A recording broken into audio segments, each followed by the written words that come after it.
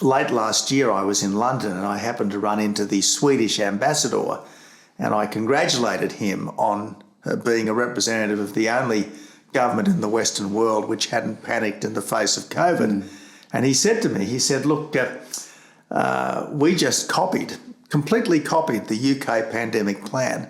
The difference was we followed the UK plan, whereas the UK threw it out the window at the start of the pandemic, as indeed we did here in Australia. Now, as Health Minister in the Howard government, David, I was instrumental in the formulation of early versions of the pandemic plan.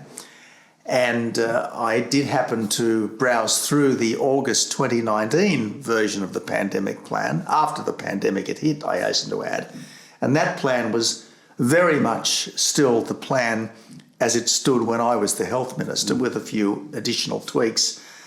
Yes, there was provision in it for some short-term border closures, international borders, not state borders. Well, that was justified. That was justified. There was certainly provision in it for a massive ramping up of the hospital system, and a massive effort going into the protection of people in nursing homes, retirement villages, and such like places. But there was never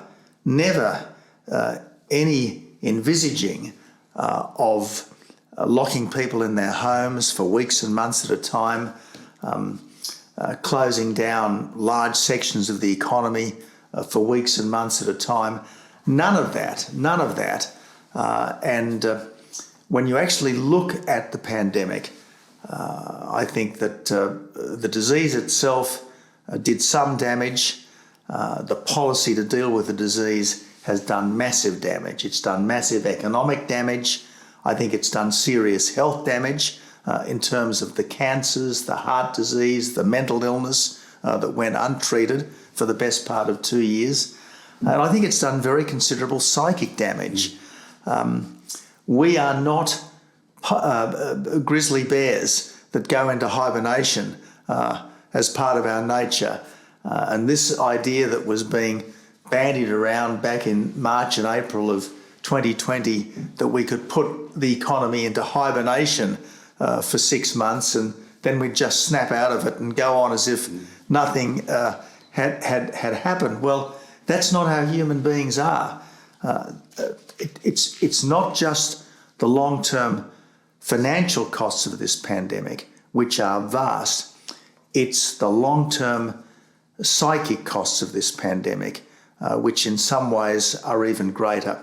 The changes to our work practices, the changes to our work ethic, the long-term disruptions to so many things, including the lives of families who weren't able to have funerals, weren't able to have weddings, weren't able to live their life.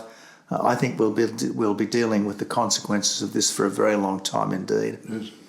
When we had an audience recently with the government, you might remember you were to be involved in that, one of the advisors asked me about a Royal Commission. What did I think about a Royal Commission? I said, it depends on whom you appoint as a Royal Commissioner, and I think they should appoint several Royal Commissioners, not just one.